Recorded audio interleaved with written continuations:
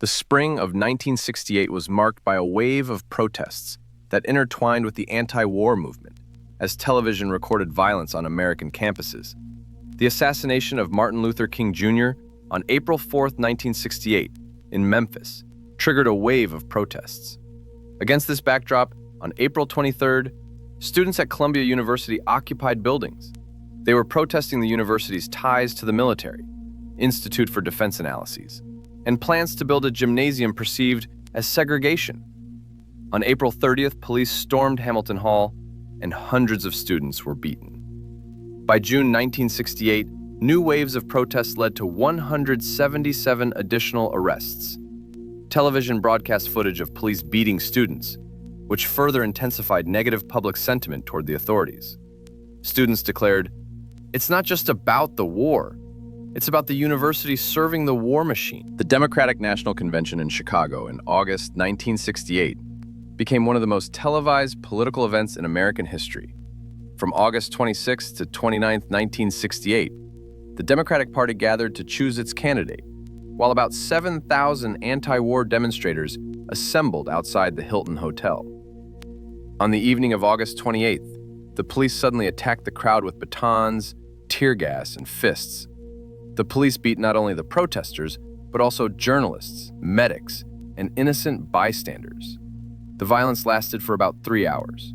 The crowd chanted, "The whole world is watching! The whole world is watching!" And the cameras were indeed capturing everything. The National Commission on the Causes and Prevention of Violence later labeled the event a police riot. A reporter on live television, with blood on his shirt, describing the situation in the city, became a symbol of the government's loss of control over the narrative. President Richard Nixon was elected on the promise of ending the war with honor, and he announced the gradual withdrawal of American troops. Television coverage became less intense, but the war continued for years. On November 3, 1969, Nixon announced the policy of Vietnamization, transferring responsibility to the South Vietnamese Army. By June 1969, the first 25,000 American troops left Vietnam, and by 1970, the troop count was reduced to 334,600 from a peak of 536,300. However, in May 1969, the Battle of Hamburger Hill occurred, which convinced Americans of the war's futility. At Hill 937 in the A Shau Valley, American forces lost about 70 killed and 400 wounded over 10 days of fighting. After taking the height, it was almost immediately abandoned. One soldier was quoted as saying, "We took that damn hill at the cost. For what? For nothing. We took it to leave it." The Vietnam War went down in history as the first war lost not on the battlefield, but on television screens. Before Vietnam, wars were won or lost based on military strategy, but Vietnam was won for the first time by mass media. The government could not cope with the fact that combat footage was transmitted without censorship. Cronkite became the symbol of the moment when trust in authority collapsed. Johnson's mythical quote, "If I've lost Cronkite," is important because it reflects the cultural memory of this turning point. Television, as a medium, demands visual drama, and the war provided this drama. Vietnam became the living room war, but once the living room saw the reality, the war lost support. This was a turning point not just for the war, but for the power of media in a democratic society. Michael Arlen's final thought underscores this. The war wasn't just a war, it was a television show. And by 1968, the American public was demanding that it be canceled. The Vietnam War forever changed the rules of the game for future military conflicts.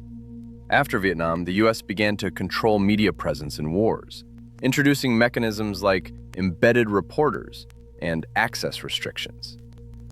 The Persian Gulf War, 1991, became known as the Video Game War due to total control over the media. However, today, in the age of social media, videos from conflict zones are once again slipping from the grip of authority. Vietnam remains a lesson. Television can kill a war, even if soldiers are winning on the battlefield. Final thought. The Vietnam War was won by soldiers and lost by television sets. It was the first war of the information age, and it changed not only warfare but power itself. The Vietnam War went down in history as the first war Americans watched daily in their living rooms, which led to an unprecedented disconnect between official government statements and the harsh reality on the front lines. By 1968, 96.4% of American households owned televisions, ensuring an unparalleled reach. It was this phenomenon that prompted the New Yorker critic Michael Arlen to dub the Vietnam War the living room war, a metaphor that became the title of his 1969 essay collection. Arlen argued, "Television is more an auditory medium than a visual one. It made more sense to turn off the picture and listen to the sound than to turn off the sound and watch the picture." However, even with the limited spread of color televisions, the bloodshed broadcast onto screens gave the events a shockingly realistic character. Against the backdrop of a middle-class family dinner in 1968, the TV screen, black and white or timidly displaying colors, flickered with burning villages, Marines in trenches, and bodies in plastic bags. Viewers ate in silence, and immediately after the news, a toothpaste commercial began, underscoring the absurdity of the situation. Vietnam became the first war that Americans could watch on their television screens almost in real time, a possibility enabled by the rapid television revolution. In 1950, only 9% of American families owned televisions. By 1960, this figure had risen to 90%, and by 1964, it reached 93%. This created a mass audience ready for the daily consumption of visual information. In contrast to World War II, which had strict military censorship, Vietnam began without explicit restrictions, and for the first time in the history of war, cameras were on the very front lines. Generals and politicians did not anticipate that candid television coverage could so radically influence public opinion. They were accustomed to the old system, where newspaper and magazine editors carefully rationed information. The Gulf of Tonkin incident was the first moment when television was used as a tool to mobilize public opinion, although at this stage it served the government rather than exposing it. The events took place on August 2nd to 4th, 1964. The probable attack by North Vietnamese torpedo boats on the destroyer USS Maddox. President Lyndon Johnson delivered a televised address stating the need for a decisive response. He said, "We seek no wider war. We simply cannot and will not stand by while our honor, our security, and the peace of Southeast Asia are endangered." In response, Congress passed the Gulf of Tonkin Resolution, effectively giving Johnson full authority to wage war without a declaration. However, it later became clear that the second attack on August 4th, which served as the main pretext, never occurred. Captain Herbert Herrick later admitted that bad weather and faulty radar might have led to a misinterpretation of the situation. Television, trusting the government, did not investigate. It simply broadcast information that proved to be manipulative. With the arrival of the first U.S. combat units, intensive television coverage of the war began, allowing journalists to follow the conflict in real time for the first time. On March 8, 1965, the first 3,500 Marines of the 3rd Division landed at Da Nang. By the end of 1965, the number of American servicemen in Vietnam reached 200,000. Major American television networks, CBS, NBC, ABC, sent permanent camera crews. Thanks to this, the war was covered on 90% of days between August and November 1965. However, a time paradox existed. Vital events often occurred at night in Vietnam, but the footage only reached America the following day. Thus, Americans were watching a war that had already happened. The first significant crack in the favorable image of American troops appeared after Morley Safer's report from the village of Cam Nhi. From August 3rd to 5th, 1965, CBS reporter Morley Safer accompanied a Marine unit in the village of Cam Nhi. On camera, approximately 150 houses were burned using lighters and flamethrowers, despite the pleas of the residents. The footage shown on television was shocking. A soldier casually sets a thatched roof alight with a Zippo lighter, while elderly residents try to stop the destruction. Safer stated directly, "I saw American Marines burn a village, even though the battalion commander told us that it was not a hostile village." In response, the White House was outraged by the report, and General Westmoreland attempted to ban Safer's access.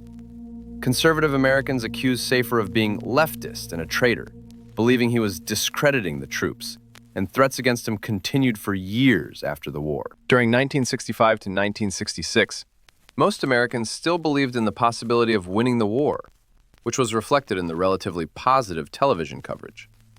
In August 1965, 60% of Americans considered the deployment of troops the right decision, and only 24% considered it a mistake. By March 1966, 47% of citizens were hawks, supporters of escalation, and 26% were doves. General William Westmoreland, the commander of U.S. forces, regularly appeared on camera with optimistic statements, often using the phrase, "very good to see victories," which later became synonymous with a detachment from reality. In October 1967, Westmoreland, for instance, stated, "I have never been more encouraged in all the time I have been in Vietnam. The enemy is further restricted than ever before in his ability to fight." However, rumors that Westmoreland was instructed by the White House to underreport enemy casualties indicated that the counting system, the body count, was compromised. The autumn of 1967 was marked by a period of growing skepticism and the first confrontations, which television captured, showing a shift in public sentiment. In October 1967, about 100,000 people participated in the March on the Pentagon. On October 18, 1967, the first major campus clashes between students and police occurred at the University of Wisconsin-Madison. The cause was the presence of Dow Chemical, the manufacturer of napalm. Television broadcast footage of tear gas, batons, and blood on the streets of an American city. By December 1967, public opinion was almost evenly divided. 45% considered the war a mistake, while 46% did not. This parity indicated that the official narrative of victory was beginning to crumble. The Tet Offensive in January 1968 became a turning point, which, despite the military defeat of the Communists, resulted in a psychological victory thanks to television coverage. On January 30th, 1968, coordinated attacks by North Vietnamese forces and the Viet Cong occurred on over 100 cities, including the U.S. Embassy in Saigon. Although the Communists lost tens of thousands of soldiers, television showed Americans that the enemy who was supposedly broken can still scale such an offensive. The frequency of footage showing American casualties on television sharply rose from 2.4 to 6.8 times per week. This contrast between General Westmoreland's optimistic statements and the reality seen led the most trusted journalist, Walter Cronkite, to voice his opinion. Later, on February 27th, he stated, "To say that we are closer to victory today is to believe, in the face of the evidence, the optimists who have been wrong in the past. To say that we are mired in a stalemate seems the only realistic yet unsatisfactory conclusion." The Tet Offensive led to one of the most iconic and brutal photographs of the 20th century, becoming a symbol of the war's ruthlessness. On February 1st, 1968, on a Saigon street, Police Chief General Nguyen Ngoc Loan suddenly pulled out a pistol and shot the captured Viet Cong captain Nguyen Van Lem in the head.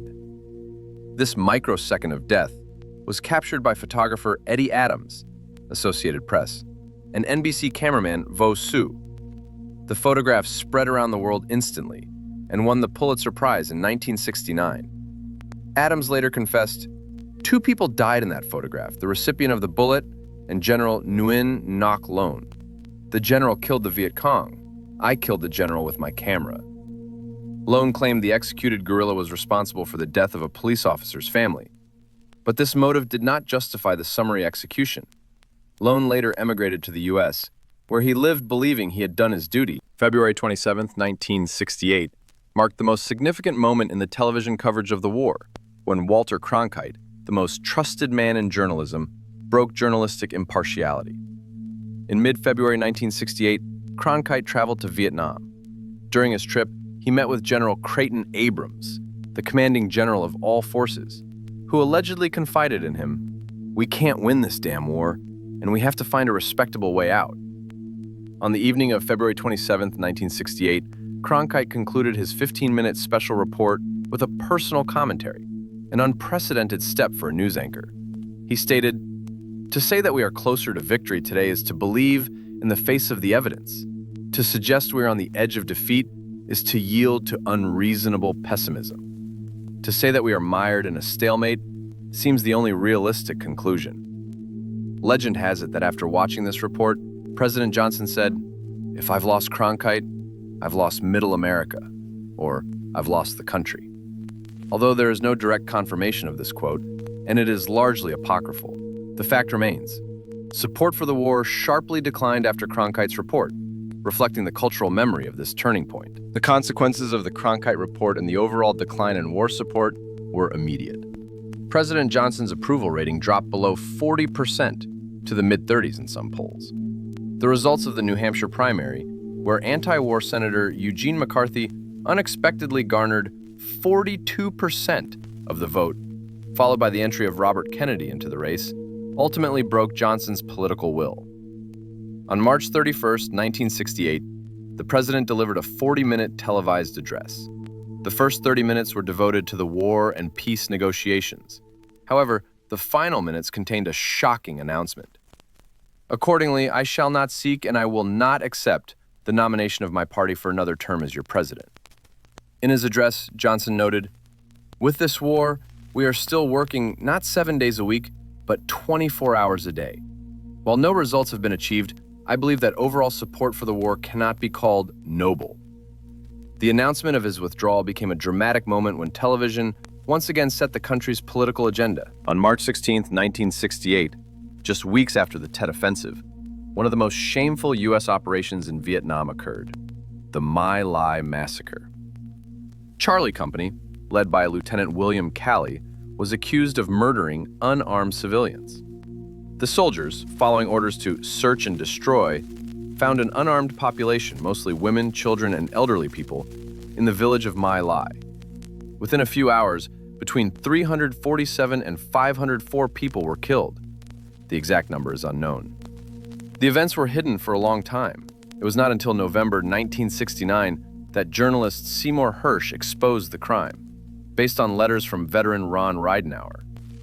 Television coverage inflicted irreparable damage on the American Army's reputation.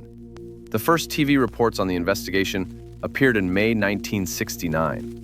And on September 10, 1969, the NBC program, The Huntley-Brinkley Report, announced that Lieutenant Calley was charged with premeditated murder of civilians. Calley's trial, which lasted 79 hours, was broadcast in its entirety. On March 29, 1971, Calley was convicted and sentenced to life imprisonment. Rumors also surrounded the company commander, Captain Ernest Medina, who allegedly ordered the killing of all living things. He was later acquitted. A heroic act was performed by soldier Hugh Thompson, who ordered his pilot to position his helicopter between the soldiers and the refugees, threatening to open fire in return.